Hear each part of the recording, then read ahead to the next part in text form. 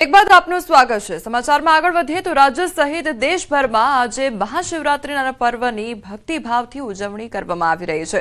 શિવાલય હર હર મહાદેવના નાદથી ગુંજી ઉઠ્યું છે તો વહેલી સવારથી જ ભક્તો મહાદેવ મંદિરે જઈને દર્શન અને પૂજા અર્ચના કરી રહ્યા છે।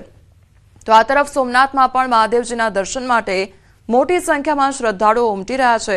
વાત કરીએ ભવનાથના મેળાની તો મહાશિવરાત્રીના મેળાનો આજે અંતિમ દિવસ છે, જેથી ભવનાથમાં ભક્તોનું ઘોડાપુર ઉમટી રહ્યું છે। આ ઉપરાંત રાજ્યના અન્ય શિવાલયોમાં પણ ભક્તો દર્શન માટે ઉમટી રહ્યા છે।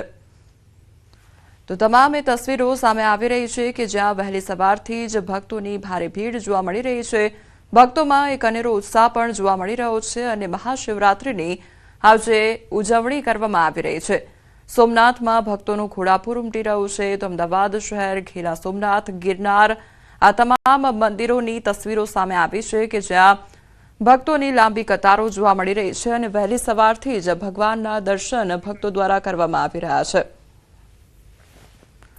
તો આ તરફ જૂનાગઢની હવે વાત કરવામાં આવે તો જૂનાગઢમાં ગિરનાર પર્વત પર ભક્તોની ભીડ જોવા મળી રહી છે।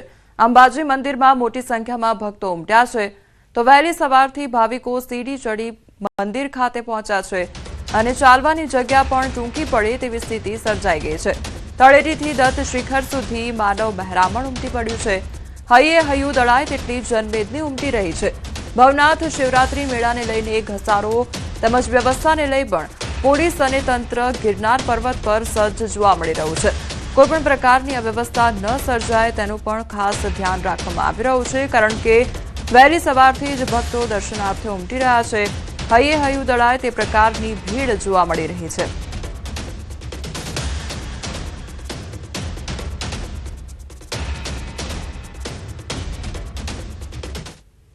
ભવનાથમાં ભાવિકોનું ઘોડાપુર ઉમટ્યું છે। ભવનાથ મંદિરના પરિસરમાં માનવ મેદની જોવા મળી રહી છે। ગિરનાર વિસ્તાર શિવમય બન્યો છે, હજુ પણ ભવનાથ તરફ લોકોનો પ્રવાહ યથાવત જોવા મળી રહ્યો છે। તો જૂનાગઢના દ્રશ્યો સામે આવ્યા છે કે જ્યાં ભક્તો મોટી સંખ્યામાં મંદિર પરિસરમાં જોવા મળી રહ્યા છે। હર હર મહાદેવના નાદથી મંદિર પરિસર ગુંજી ઉઠ્યું છે।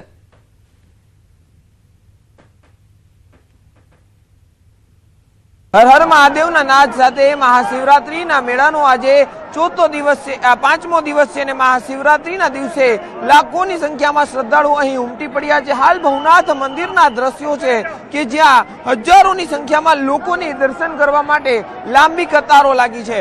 આ સીધા દ્રશ્યો આપણી સાથે શ્રદ્ધાળુઓ છે। બેન, ક્યાંથી આવો છો? ગોંડલથી। શું કહેશો, આજે મહાશિવરાત્રીનો પર્વ ભવનાથ મંદિરે આવ્યા છો? અમને બહુ જ ગમે છે, બહુ જ સરસ શણગાર કર્યો છે અને બહુ જ મજા આવે છે અમને। હજી તમે જય ભોળાનાથ, જય ગિરનારી। સારું સારું બાપા। ખાસ કરીને શ્રદ્ધાળુઓ છે તે દૂર દૂરથી અહીં દર્શને આવ્યા છે અને હાલ જે રીતે લોકોનો પ્રવાહ અવિરત વધી રહ્યો છે, બીજી તરફ જે 9 લાખ જેટલા શ્રદ્ધાળુઓએ 4 દિવસ દરમિયાન આ શિવરાત્રીનો મેળો માણ્યો છે અને હજુ પણ લોકોનો પ્રવાહ યથાવત છે। કેમેરામેન અમિત શર્માની સાથે અમર બખાઈ, ન્યૂઝ 18 ગુજરાતી, ભવનાથ। જૂનાગઢમાં આયોજિત મહાશિવરાત્રીના મિની કુંભ મેળામાં એક ઐતિહાસિક અને પ્રેરણાદાયી પ્રસંગ યોજાયો। જગતગુરુ મહેન્દ્રાનંદ ગિરિજીના સાનિધ્યમાં 108થી વધુ સંસારીઓએ સાંસારિક જીવનનો ત્યાગ કરી વૈદિક વિધિ સાથે દીક્ષા ગ્રહણ કરી સંન્યાસ ધારણ કર્યો હતો। અત્યાર સુધીમાં 1300થી વધુ લોકોને દીક્ષા આપી ચૂકેલા પૂજ્ય ગુરુદેવના માર્ગદર્શન હેઠળ આ તમામ દીક્ષાર્થીઓ હવે પંચદશ નામ જૂના અખાડામાં જોડાઈને સનાતન હિન્દુ સંસ્કૃતિ અને ધર્મના પ્રસાર માટે પોતાનું જીવન સમર્પિત કરશે। ભક્તિ અને વૈરાગ્યના અનોખા સંગમથી સમગ્ર મેળાનું વાતાવરણ આધ્યાત્મિક ઉર્જાથી છલકાઈ ઉઠ્યું હતું। ખૂબ મોટા પાયે દીક્ષા મહોત્સવનું આયોજન થયું છે, જેમાં શ્રી પંચદશનામ જૂના અખાડામાં અને અમારી સાથે ગુરુ સ્થાને અમને રાખી અને લગભગ 100 કરતા વધુ 108 કે 9 લોકોએ ગૃહસ્થ પરંપરાનો ત્યાગ કરી અને સંન્યાસ પરંપરાનો સ્વીકાર કર્યો છે અને સાધુના આજે અમે એની દીક્ષા મહોત્સવ રાખ્યું, જેમાં એને મંત્ર અને ભેખ આપવામાં આવે છે। જૂનાગઢમાં મહાશિવરાત્રીના પર્વને લઈને ભક્તોનું ઘોડાપુર ઉમટી પડ્યું છે। 7 લાખથી વધુ ભક્તો મહાશિવરાત્રીના મેળામાં જોડાયા। ભવનાથની તળેટી ખાતે સાધુ સંતોનું ઘોડાપુર ઉમટી પડ્યું। જૂનાગઢમાં ધૂણી ધકાવી બેઠા છે સાધુઓ। તો 25 કિલો રૂદ્રાક્ષનો સાધ્વીએ સંકલ્પ કર્યો છે.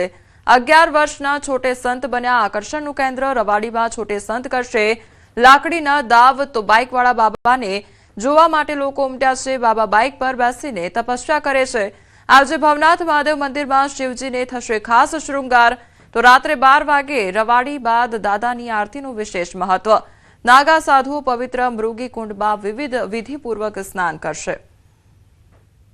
નવરાત્રીનો મહામેળો અને મહામેળાના અવસરે ભવનાથ મંદિરની અંદર હૈયુંથી હૈયું દળાય તેટલી ભીડ જોવા મળી રહી છે.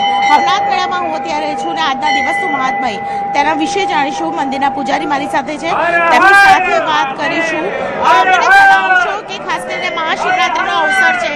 ભવનાથ મહાદેવમાં એવું કહેવાય છે કે ભવનાથ દાદા તો દુઃખો હરનારા છે, કષ્ટ કાપનારા છે, પાપોના નાશ કરનારા છે. તો આજના દિવસે કેટલા પ્રહરની પૂજા થશે, કેવી રીતે થશે અને આજના દિવસે કેવી રીતે ભવનાથ મહાદેવમાં શ્રદ્ધાળુઓ છે તેઓ પણ ખાસ કરીને ભવનાથ મહાદેવના દર્શન કરી શકે તે પ્રકારની વ્યવસ્થા કરવામાં આવી છે. સૌપ્રથમ તો જય ભવનાથ, જય મહાદેવ. સૌપ્રથમ જે મહાદેવની અંદર આપણે જોવો છો શિવાલયની અંદર 2 શિવલિંગ દેખાઈ રહ્યા છે. જે વચ્ચેનું જે શિવલિંગ છે એ સ્વયં ભવનાથ કે જે સ્વયં પ્રગટ થયેલું છે એ શિવલિંગ છે. અને જે બાજુમાં નાનું શિવલિંગ દેખાઈ રહ્યું છે એ જે 7 ચિરંજીવોમાંના એક અશ્વત્થામા છે જેઓ દ્વારા સ્થાપિત કરેલું છે. એટલા બધા સાધુ સંતો આવે છે જેમાં ભગવાન સાક્ષાત પોતે પણ આવી અને ત્યાં સ્નાન કરે છે અને બધા ભક્તોને આશીર્વાદ વગેરે આપે છે. પરંપરાથી ચાલ્યું આવે છે અને સત્ય હકીકત પણ છે. સૌથી પહેલા રવાડી ક્યારે નીકળી હતી અને સૌથી પહેલા સાધુ સંતો જોડાયા હશે અને એ વખતે ખાસ કરીને મૃગીકુંડમાં સ્નાનની શરૂઆત થઈ હશે તે ક્યારથી થઈ હતી? બહુ ઘણા વર્ષો પહેલા. જે આ મંદિર છે એ પણ ખૂબ પ્રાચીન છે, ખૂબ જ જૂનું મંદિર છે અને આ બધી પણ ખૂબ જૂની એવી પરંપરાઓથી ચાલતી આવેલું છે અને ખૂબ જ મહત્વ છે. એટલા માટે બહુ ઘણા સમયથી બધું ચાલેલું છે. તો અહીં મંદિરની અંદર વિશેષતા એ છે, આપ જોઈ રહ્યા છો કે 2 શિવલિંગ છે અને જે શિવલિંગ છે જેની પર લોકો જલાભિષેક કરી રહ્યા છે, સાથે નાનું શિવલિંગ છે તે પણ અહીં રાખવામાં આવ્યું છે.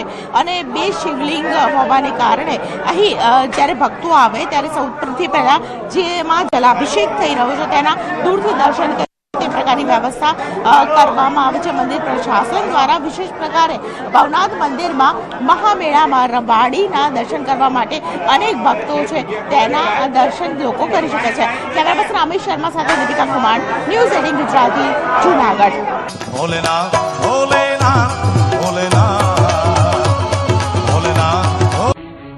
વિધાનસભાની ચૂંટણીના દૂર દૂર સુધી કોઈ ઠેકાણા નથી. ત્યાં તો આપ કોંગ્રેસમાં ખેંચતાણ શરૂ થઈ ગયું છે. રાજુ કરપડાના રાજીનામા બાદ ભારે લાગણી જેવી સ્થિતિ સર્જાઈ. તેવામાં અમરેલી જિલ્લા પ્રમુખ પ્રતાપ દુધાતે ઈસુદાન ગઢવી સામે ખુલીને પ્રહાર કર્યા. તેમણે કહ્યું હવે વારો ઈસુદાન ગઢવીનો છે. ઇટાલિયા પક્ષમાંથી ઝાડુ મારી ભાજપમાં જતા રહેશે. દુધાતના નિવેદનથી ખળભળાટ મચી ગયો છે. આમ તો રાજુ કરપડાના રાજીનામા બાદ આપની સ્થિતિ કોઈ સારી નથી. રોજ અવનવા ફણગા ફૂટી રહ્યા છે. તેવામાં ઈસુદાન ગઢવી પર કોંગ્રેસ દ્વારા કરવામાં આવેલા પ્રહાર ઘણા સૂચક છે.